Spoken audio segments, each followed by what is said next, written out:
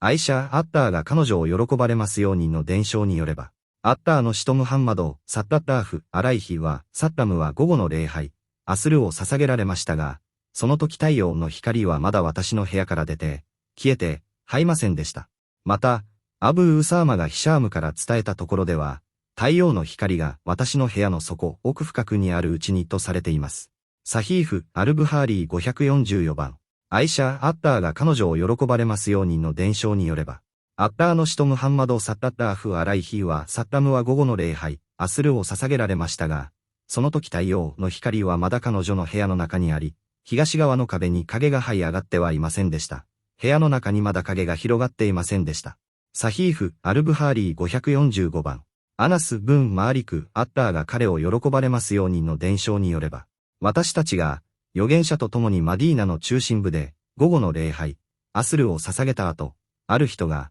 マディーナの郊外にあるバヌー・アムル・ブン・アウフの集落へ向かうと、彼らがちょうどアスル礼拝を捧げているところ、に出くわすほど早い時間でした。サヒーフ・アルブハーリー504を箱。アズ・ズフリーの伝承によれば、アナス・ブン・マーリクが彼にこう語りました。アッターの使徒ムハンマド、サッタッターフ、アライヒは、サッタムは、太陽がまだ高く、力強く照っている。白いうちに午後の礼拝、アスルを捧げられました。そのため、礼拝後に、マディーナ郊外のあるアワーリー地区へ行く者がそこについても、太陽はまだ高い位置にありました。なお、あるアワーリー地区の一部は、マディーナの中心部から約4マイル、約 6.4km ほどの距離にありました。サヒーフ・アルブハーリー550番。イブン・シハーブの伝承によれば、アナス・ブン・マーリクがこう語りました。私たちは、預言者と共に午後の礼拝、明日を捧げた後、私たちのうちの誰かがクバー、地区へと向かうことがありましたが、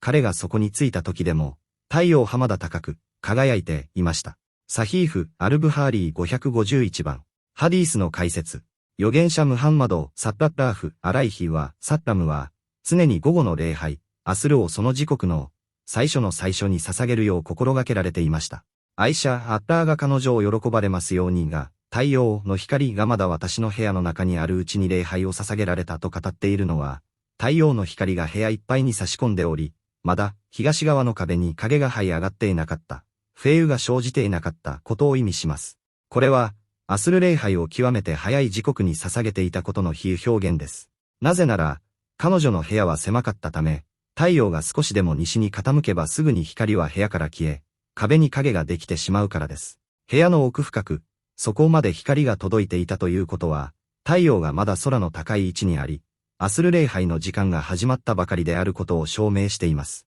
このハディースは、ウルーワ・ブン・アッズ・ズベールが叔母であるアイシャから伝え、後にカリフとなるウマル・ブン・アブドゥル・アズイーズがアスル礼拝を遅らせているのを見た際に、早めの礼拝を促す根拠、証拠として提示したものです。アスル礼拝の時刻に関する法的な定義。イマーム・アルブハーリーがこれらの一連のハディースをまとめた意図は、アスル礼拝の正しい時間帯を明示することにあります。諸ハディースからわかるアスル礼拝の時刻は以下の通りです。開始時刻、ズフル、正午、礼拝の時間帯が終わった瞬間。すなわち、物体の影の長さが、正午時点の影、南中時刻の影の長さに加えて、その物体そのものの高さと同じ長さになった時です。終了時刻、推奨される時間小括弧割りコロン太陽の光が弱まり、黄色く色づき始める、起変するまで。郊外の集落との位置関係と礼拝のタイミング。アナス・アッターが彼を喜ばれますようにのハディースに登場する地域について、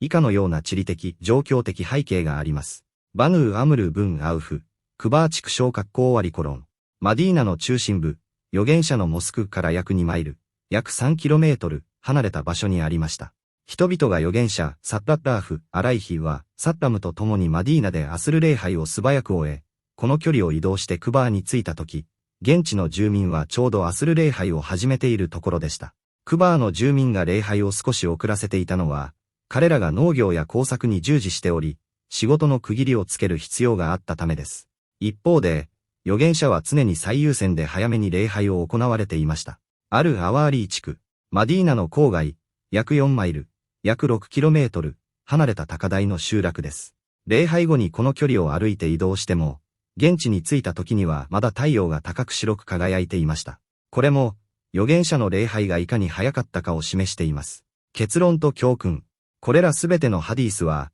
すべてのムスリム、男性及び女性が、できる限り午後の礼拝、アスルを遅らせることなく、その最初の時刻に捧げるべきであることを示しています。正当な理由、免除されるほどのやむを得ない事情がない限り、礼拝を遅らせることは控えるべきであり、預言者サッタッターフ・アライヒはサッタムのこの実践、スンナに従うことこそが最善であり、推奨される行為です。